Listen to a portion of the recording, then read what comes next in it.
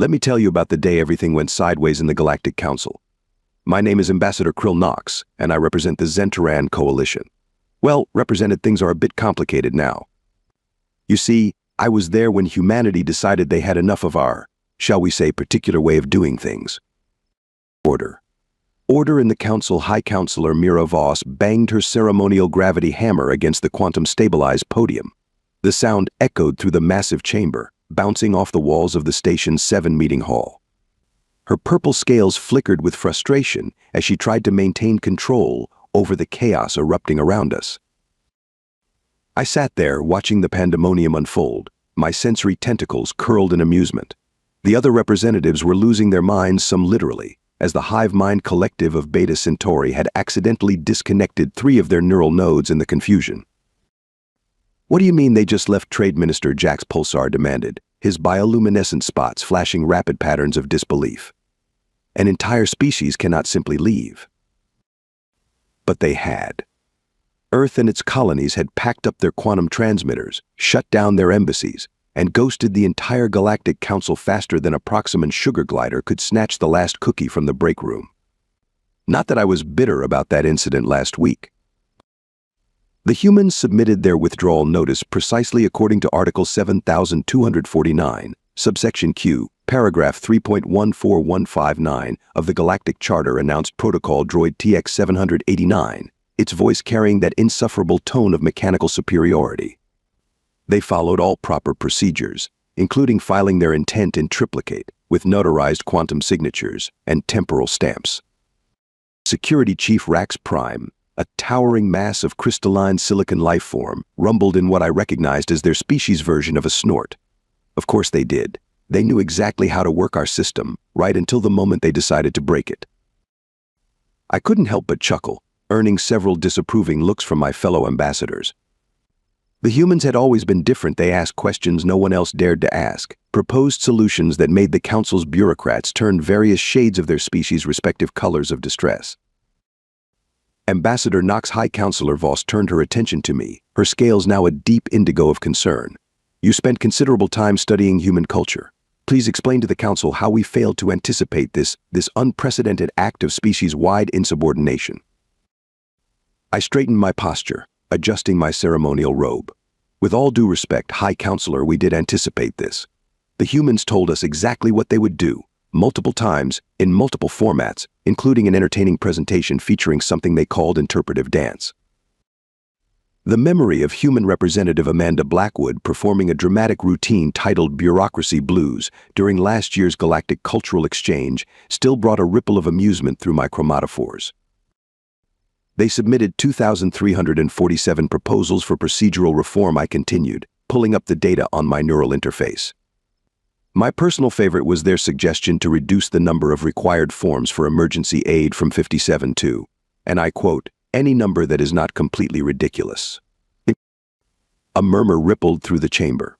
The Arcturian delegation began their species' traditional stress shedding, filling their section of the chamber with a fine mist of anxiety spores. But the filing system protested. Minister Pulsar, the procedures, the sacred bureaucratic traditions that have maintained peace for 10,000 years. Maintained peace, I clicked my mandibles, in what humans had taught me was a passable approximation of their sarcasm. Need I remind the Council of the Great Space Lane dispute of 2184, which took 47 years to resolve because the complaint forms were filed in the wrong shade of ultraviolet? The chamber erupted into chaos again. High Counselor Voss raised her gravity hammer, but this time, the quantum-stabilized podium had apparently had enough of our nonsense too. It flickered out of existence, leaving her hammering at empty space. As alarms blared and maintenance droids rushed to recalibrate the quantum matrices, I sat back and watched the show. The humans had warned us this day would come. They even put it on their official calendar as done with this noise day. We just never thought they would actually do it. Looking back, the breaking point came during what humans would call a Tuesday. Not that time has much meaning on a space station, but humans insisted on maintaining their calendars. They insisted on a lot of things, actually, like their right to innovate without filing 17 different permit applications in quantum-encoded holographic paper. I remember that day clearly, sitting in my usual spot in the council chamber, watching Amanda Blackwood march up to the central platform. She wore what humans called a power suit, though I never understood what made it powerful. No built-in weapons, no energy field generators, not even a basic personal shield. Just something they called pinstripes. Members of the council, she began, her voice carrying that particular tone humans used when they were done playing nice. I stand before you to present humanity's breakthrough in faster-than-light travel technology.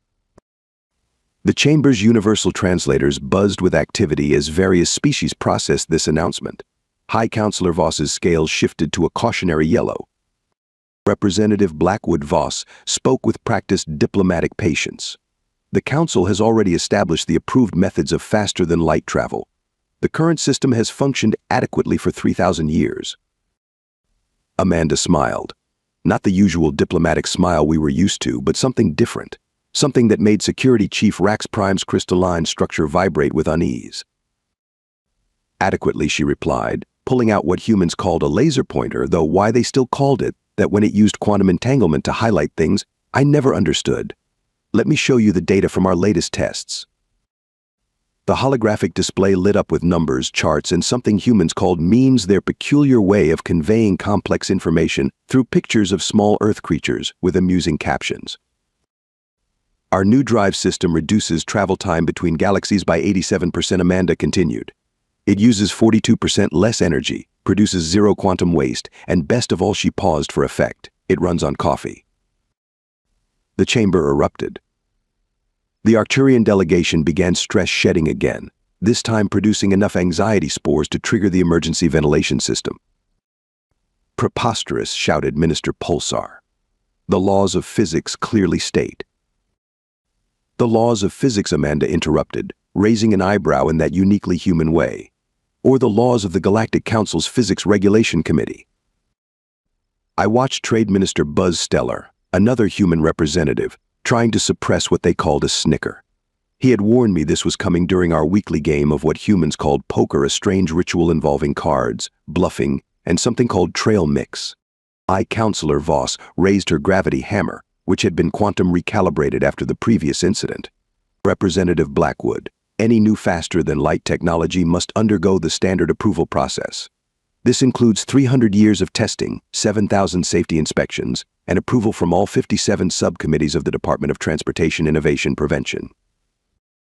300 years, Amanda's voice took on that dangerous, pleasant tone I had learned to recognize.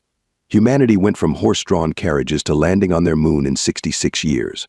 We solved faster-than-light travel over a long weekend and several espresso machines. The Council's protocol droid Texas 789 began reciting the relevant regulations, its monotonous voice drilling into everyone's consciousness. According to Regulation 42B, subsection Theta, paragraph 9.999999, all technological innovations must maintain the carefully balanced status quo established by the Great Convention of. That's when Amanda did something unprecedented. She pressed a button on her quantum pad, and the droid stopped mid-sentence. What did you do?" gasped Minister Pulsar, his bioluminescent spots now pulsing in panic mode. Muted him, Amanda shrugged. We also solved AI verbosity over that same weekend.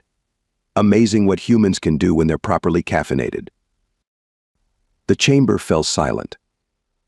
In 3,000 years of Council history, no one had ever muted a protocol droid. The very idea was well, there wasn't even a regulation against it because no one had ever conceived it possible. This is exactly what we mean. High Counselor Voss's scales had turned a deep purple of diplomatic distress. Humanity continues to show a blatant disregard for proper procedures and established norms. Amanda straightened her power suit jacket. You know what? You're right. We do disregard your procedures. Because while you're filling out forms about filling out forms, the universe is out there waiting to be explored. She turned to address the entire chamber. Did you know humans have a saying?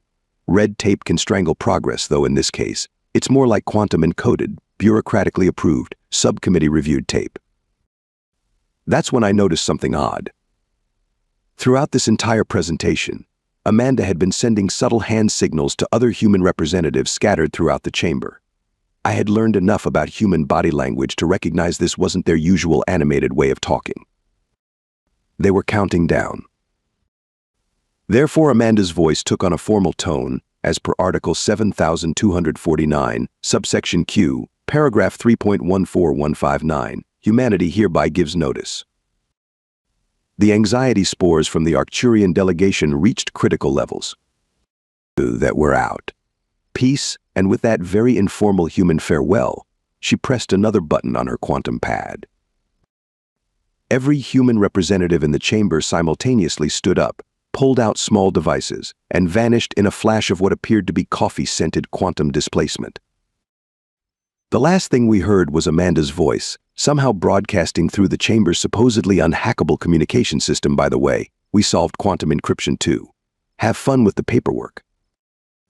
In the stunned silence that followed, I couldn't help but notice that my cup of human-supplied coffee was still warm, despite the laws of thermodynamics and 3 different council regulations stating it should have gone cold by now. Humanity hadn't just planned their exit, they had turned it into performance art.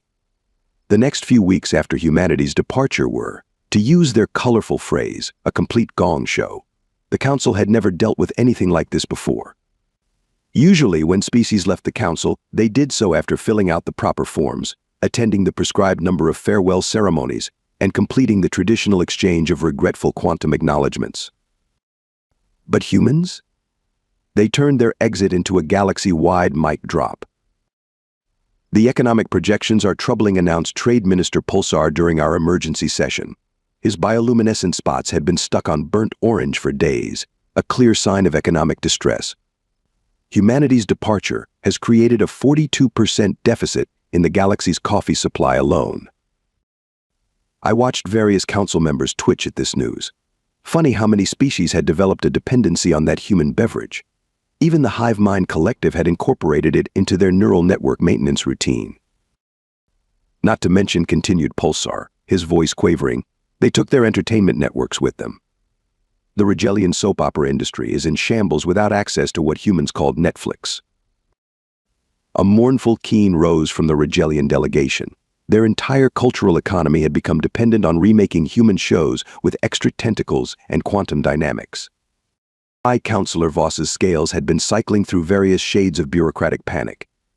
Surely we can adapt. The council has survived for thousands of years without human innovation. I couldn't help but interject. Has it though? Do you remember what interstellar shipping was like before humans introduced their tracking system? We lost entire cargo fleets in quantum space because no one could figure out which form to file first. That's an exaggeration, protested Minister Pulsar, though his spots flickered uncertainly. Is it? I pulled up the records on my neural interface. The Great Quantum Mail Mishap of 2183. 6,000 ships full of priority packages got stuck in a bureaucratic loop between dimensions because the delivery confirmation forms had to be signed before the packages existed, but couldn't be processed until after they were delivered. Security Chief Rax Prime's crystalline form emanated frequencies of agreement. The humans fixed that with something they called common sense and a computer program they wrote during their lunch break. The chamber fell into uneasy silence as more reports flooded in. The Arcturian fashion conglomerate was in crisis because humans had taken their denim with them. The Proximate Academy of Sciences was struggling because their quantum physics department had relied heavily on human graduate students who asked what they called stupid questions that somehow led to brilliant breakthroughs. It gets worse, announced a junior aide, rushing into the chamber with a quantum tablet. The humans didn't just leave, they took their section of the quantum internet with them. All their cat videos are gone.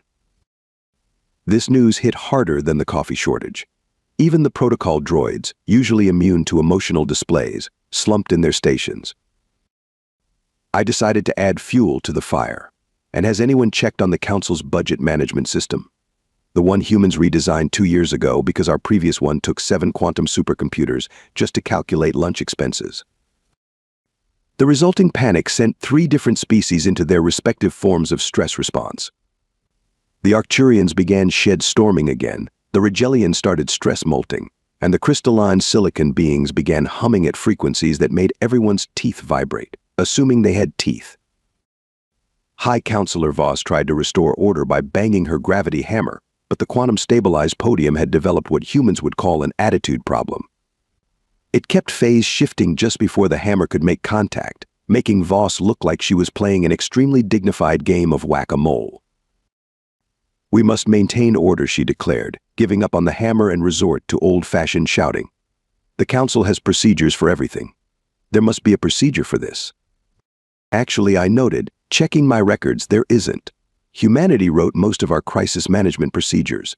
They called it their "What Could Possibly Go Wrong" initiative, and apparently they took the manual with them. The chaos in the chamber reached new heights. The hive mind collective accidentally connected to the coffee machine's quantum processor, causing it to achieve brief sentience and declare its intention to unionize. 3 different trade agreements spontaneously quantum degenerated because they had been written in what humans called Microsoft Excel, which they had somehow made essential to the functioning of the galactic economy. I sat back in my chair, watching the pandemonium unfold. My sensory tentacles picked up fascinating patterns of panic and confusion swirling through the chamber. As a xenoanthropologist specializing in human behavior, I couldn't help but admire the elegance of it all. "You know what the real problem is," I announced, causing nearby delegates to turn their various sensory organs in my direction. "We never understood humans. We thought they were adapting to our system, but they were actually rewiring it from the inside out." "Preposterous," declared Minister Pulsar, though his spots had shifted to the pale yellow of uncertainty. "Our system is perfect, unchanged for thousands of years." "Exactly," I responded, feeling what humans called a dramatic moment coming on. "When was the last time any of you read the actual regulations? The ones we use every day?" Blank stares met my question. Even the protocol droids looked uncomfortable. "I did," I continued. "Last week. And do you know what I found? Little changes, subtle tweaks that humans had been slipping into our bureaucracy for years. They turned our rigid quantum regulatory framework into something that actually works. But the forms protested someone from the back. The procedures. The sacred traditions. Oh, those are still there, I assured them. Humans just added what they called shortcuts. Efficient workarounds. Did you know there's now an actual procedure for bypassing unnecessary procedures? It's in Appendix Z right after the section on quantum coffee break regulations. The chamber erupted into fresh chaos as officials frantically began checking their regulations. The hive mind collective, still partially connected to the coffee machine, began spewing error messages in binary and brewing espresso at random intervals. High Counselor Voss's scales had turned a color I'd never seen before, a sort of bureaucratic mauve tinged with existential dread. "Are you suggesting," she asked slowly, "that humans have been optimizing us?" "Worse," I replied, feeling a very human-like grin spread across my facial appendages. "They made us efficient. And now they're gone, taking their efficiency with them, leaving us with a system that's been thoroughly humansed up, but without the humans to run it." The reality of our situation finally sank in. We hadn't just lost a member species. We'd lost the species that had quietly become the galaxy's tech support, innovation department, and chaos control system all rolled into one. In the ensuing silence, broken only by the occasional existential whimper and the now sentient coffee machine's attempts to start a labor movement, I couldn't help but wonder what humanity's next move would be. Because if there's one thing I'd learned about humans, it's that they never did anything without a plan. Usually several plans, often contradictory ones, sometimes involving explosions. The truth about humanity's activities came to light during what should have been a routine quantum telescope maintenance schedule review meeting. Yes, we had meetings to review maintenance schedules. Yes, this is why humans left. Pax Luminar, our lead quantum astronomer, burst into the council chamber without filing the required entry in a state of emergency forms. Their luminescent fur was bristling with what I recognized as scientific excitement, making them look like a glowing dandelion having an existential crisis. "You need to see this," they announced, bypassing 7 layers of protocol and causing 3 protocol droids to short-circuit simultaneously. The humans, they have been building things. High Counselor Voss, who had finally given up on the quantum podium and switched to a traditional space wood lectern, looked up with weary scales. "Building things is not news, Scientist Luminar. Humans are always building things, usually without permits." No, Pax bounced on their gravitational support field. "Big things. Space things. Really big space things." They activated the chamber's holographic display, causing it to flicker and display an error message about updating its quantum drivers. After 3 reboots and a stern talking to from technical support, The display finally showed us what had gotten Pax so excited. The chamber fell silent. Even the newly unionized coffee machine stopped its regular demands for better working conditions. That Pax announced with professional scientific glee is a Dyson sphere. Well, the beginning of one, around a star that was specifically not allocated for construction by the Council's Department of Stellar Development.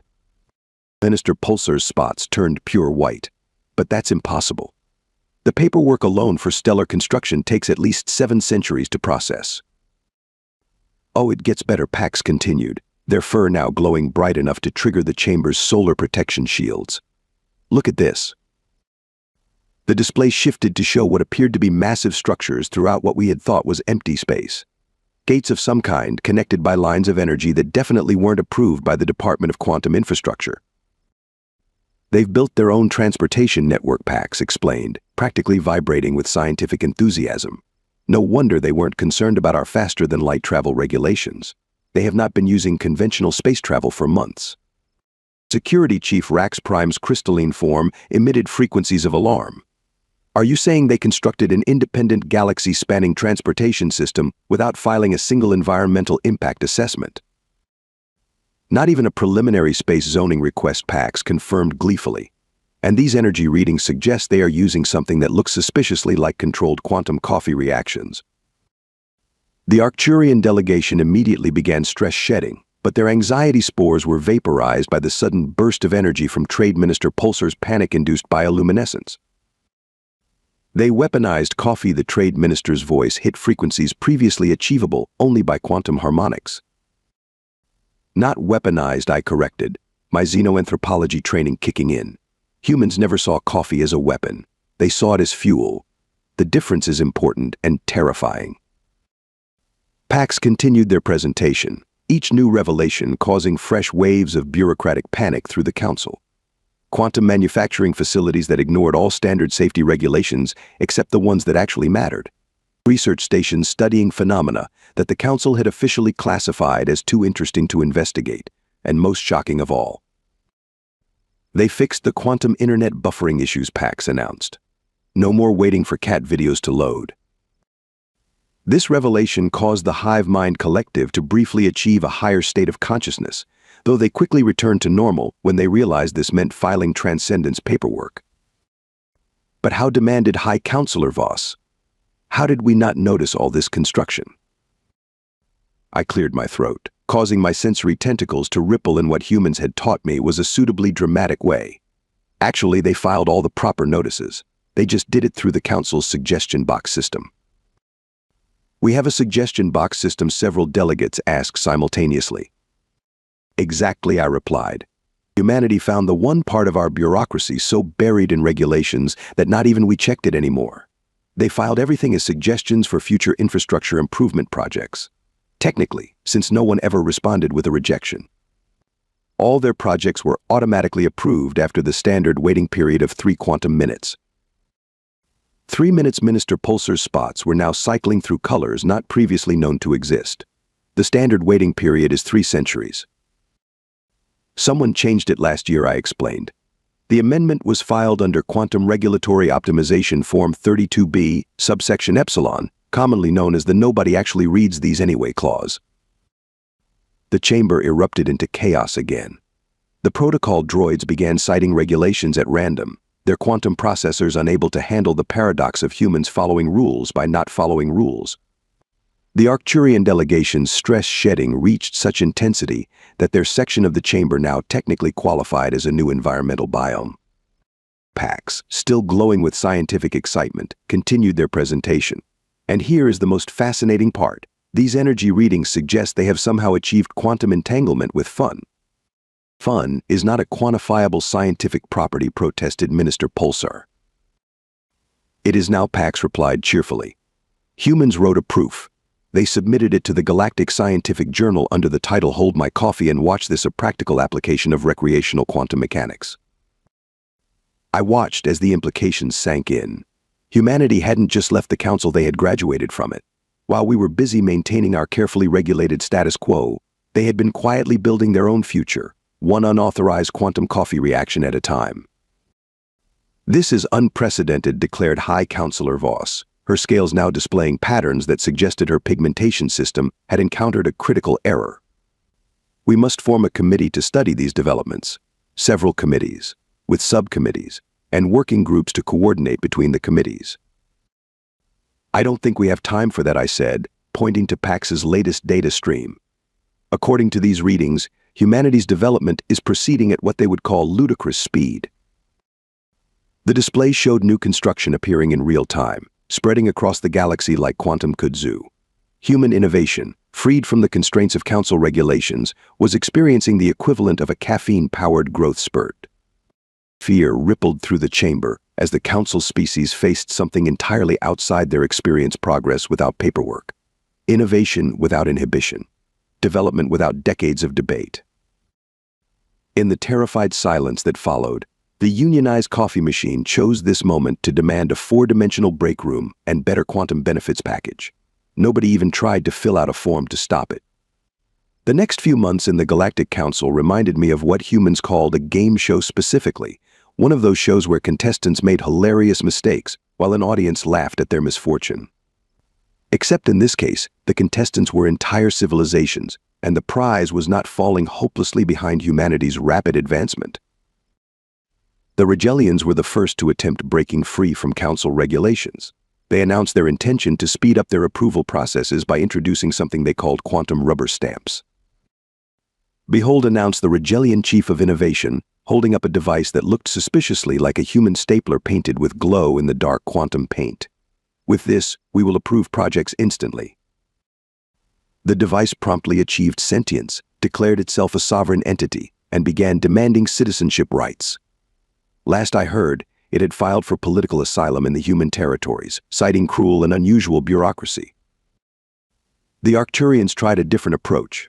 They attempted to replicate humanity's success by creating their own version of coffee. The resulting beverage, which they named Quantum Sino, had the unexpected side effect of causing temporal hiccups. The good news, reported the head of the Arcturian Science Division, while temporarily existing in 3 different time zones, is that we have successfully reduced project approval times to -7 years. And the bad news, asked High Counselor Voss, her scales shifting to preemptive disappointment purple. "All our approved projects now technically took place in the past, which means they require retroactive permits, which can only be issued in the future, which is now the past," which the scientists' explanation was cut short, as they accidentally bureaucracied themselves out of existence. Even the hive mind collective got in on the action. They attempted to streamline their decision-making process by creating what they called a quantum consensus accelerator. The theory was sound. By quantumly entangling all their neural nodes, they could reach agreements faster than their standard process of arguing with themselves for several decades. The result was what humans would have called a spectacular backfire. The collective achieved such rapid consensus that they agreed to disagree with their own agreement, creating a paradox that caused their entire governmental system to blue screen. "Have you tried turning it off and on again?" suggested a junior protocol droid, before being immediately promoted to head of it, crisis management. Security Chief Rax Prime's species attempted to revolutionize their crystal-based technology by introducing what they called quantum jazz, a fusion of crystalline computing and what they understood to be human spontaneity. The resulting system worked perfectly, but refused to do anything until it was provided with a proper musical accompaniment and a spotlight. "The quantum processors are demanding a 3-hour solo," reported a frustrated Rax Prime, "and something called a rider for their green room." I watched all this from my usual spot in the council chamber, which had become something of a front-row seat to the galaxy's most expensive comedy show. My sensory tentacles were getting quite a workout from all the face-palming, a human gesture I had found increasingly useful. Trade Minister Pulsar's latest attempt at innovation was particularly entertaining. The Luminary Commerce Initiative, designed to revolutionize galactic trade, ended up creating a self-aware stock market that began trading itself. "The quantum algorithms have formed a union," Pulsar reported, his bioluminescent spots displaying patterns that looked suspiciously like human emojis. "They are demanding better working conditions and something called casual Fridays." The unionized coffee machine, seeing an opportunity, immediately offered to represent the algorithms in their labor negotiations. Meanwhile, the protocol droids, not to be outdone, attempted to upgrade themselves with what they called quantum intuition processors. The result was a galaxy-wide existential crisis as thousands of protocol droids simultaneously realized the absurdity of their existence and began writing poetry about it. Why do we process droned one particularly affected unit? What is the meaning of forms? Are we not all just quantum particles filling out the paperwork of existence? The chamber's maintenance staff had to install quantum tissue dispensers to deal with all the mechanical tears. High Counselor Voss watched all this with increasing despair, her scales cycling through so many colors of bureaucratic distress that she briefly became a tourist attraction. There must be a way to replicate humanity's success, she declared during one particularly chaotic session. We are the Galactic Council. We have governed space for thousands of years. Yes, I pointed out, by doing everything exactly the same way for thousands of years. Humans call that being stuck in a rut. But we are trying to change, protested Minister Pulsar. Look at all our innovation initiatives. As if on cue, an alarm blared through the chamber. The Proximan delegation's attempt at creating a quantum efficiency engine had somehow achieved peak efficiency by doing absolutely nothing, proving that the ultimate form of bureaucratic optimization was the complete absence of bureaucracy. That's exactly the problem, I explained, watching as emergency crews attempted to contain an outbreak of spontaneous quantum irony. Everyone is trying to copy humanity's results without understanding their methods. Humans didn't succeed because they had better technology or smarter scientists. Then why did they succeed? Asked Pax Luminar, their fur glowing with genuine curiosity. Because they never accepted that something was impossible just because a form said so, I replied. They didn't try to work within the system, they questioned why the system existed in the first place. The chamber fell silent as this truth sank in. Well, mostly silent. The quantum poetry slam being held by the existentially aware protocol droids was getting quite passionate. Are you suggesting, High Counselor Voss asked slowly, that the secret to human innovation is not following the rules? No, I corrected. The secret is knowing which rules matter and which ones are just rules for the sake of having rules. Humans call it common sense. The blank stares I received suggested this concept was more alien than anything the Council had encountered in its thousands of years of existence. In the background, the unionized coffee machine and the sentient quantum rubber stamp began organizing a protest march for artificial rights. The quantum stock market algorithms joined in, crashing the economy in perfect rhythm to the crystalline computer's jazz quartet. The message arrived during another emergency council session about the latest failed attempt to replicate human innovation.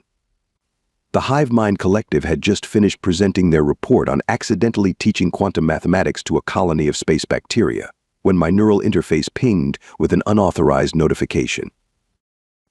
Ambassador Knox, the message read. Fancy a coffee? No forms required. Bring friends if they can handle fun. Coordinates attached. Amanda. I nearly fell out of my gravity chair. The coordinates pointed to one of humanity's new quantum gate stations, the ones that supposedly ran on coffee and optimism. Order. Order, High Counselor Voss was shouting, her scales flickering between bureaucratic panic and institutional outrage. The Council demands to know why these unauthorized messages are being received.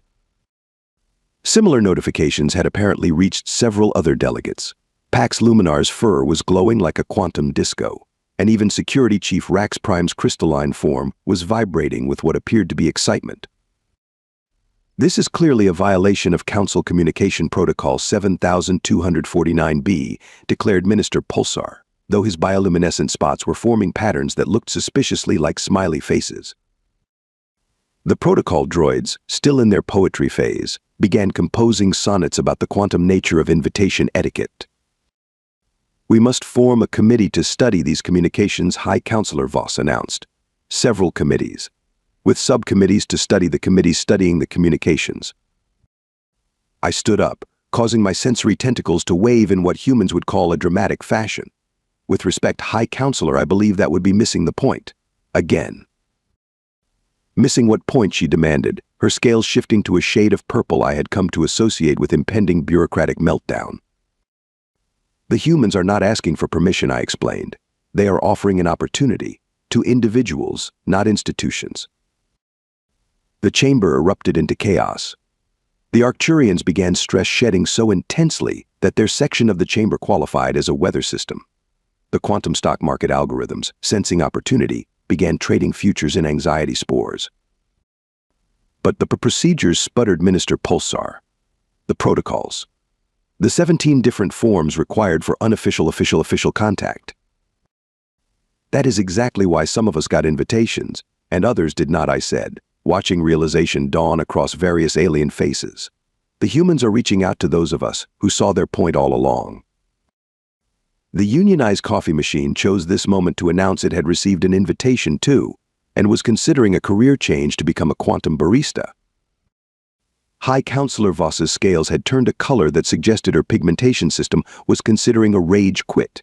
This is unacceptable. The Council cannot allow individual species to engage in unauthorized innovation. I do not think, I replied carefully, that the Council is in a position to allow or disallow anything anymore. To demonstrate my point, I pulled up the latest quantum telescope data. The display showed humanity's network of gates and stations had expanded even further, creating what looked like an intricate web of possibilities through space. And at certain points along this network, other construction projects had begun projects that bore signatures of non-human origin. Some species, I announced, have already accepted their invitations. The chamber fell into stunned silence.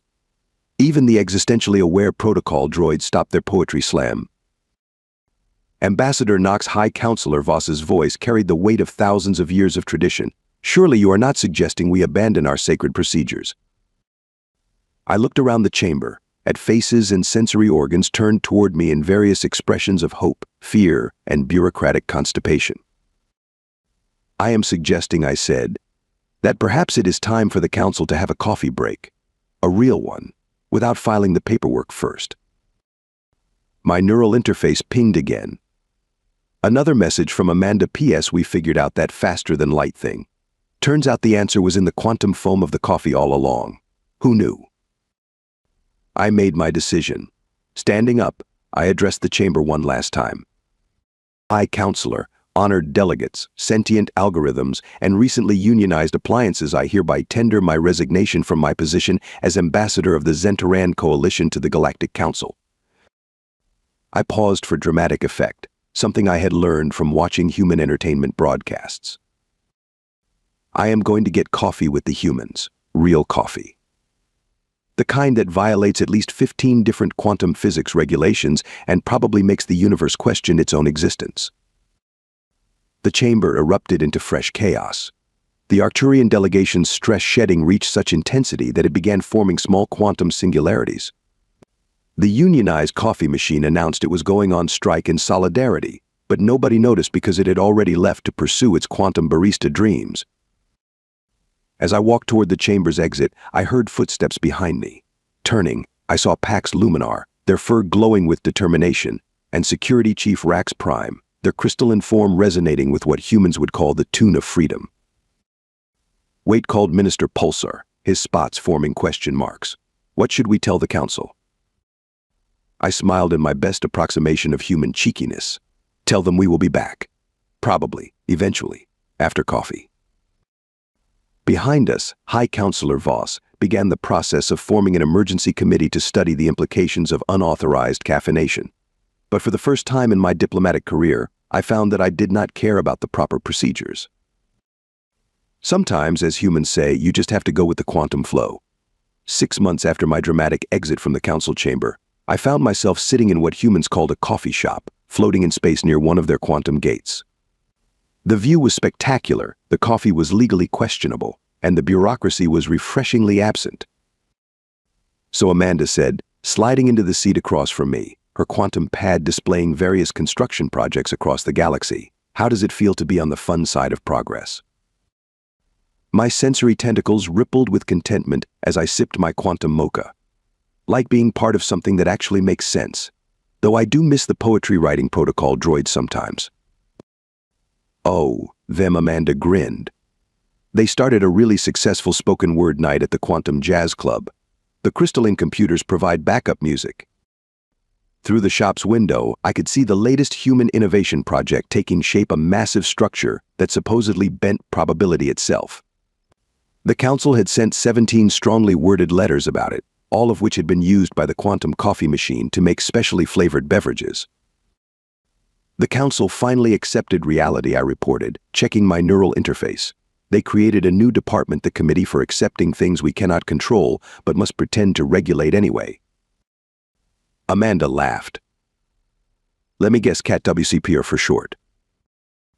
Actually, they spent 3 weeks arguing about the acronym and settled on Bob. The door chimed as Pax Luminar entered, their fur glowing with the excitement of their latest research project.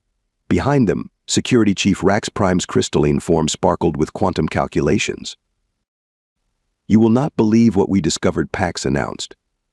"Apparently, if you add quantum coffee to the experimental probability matrix, it creates a field of infinite possibilities. Also, a really good cappuccino." The unionized coffee machine, now a respected quantum barista and part-time philosophy teacher, beeped in approval. Looking around at this unlikely gathering, humans, aliens and sentient appliances all working together without filing a single form, I couldn't help but appreciate the irony. The council had spent thousands of years trying to maintain order in the galaxy through regulations and procedures. But it took humanity saying nah to remind us all that the universe was meant to be explored, not regulated. "Oh, by the way," Amanda added, checking her quantum pad, "the council just sent another protest about our latest project. Something about it violating the laws of physics." "What did you do with the complaint?" I asked, already grinning. "Ran it through the quantum coffee maker. It makes an excellent hazelnut blend." As we sat there, watching the galaxy reshape itself one coffee-powered innovation at a time, I realized that sometimes the best way to deal with bureaucracy was to toast it, preferably with a quantum espresso and a side of impossible dreams. The universe, it turned out, had a sense of humor after all. It just needed humanity to remind it of the punchline.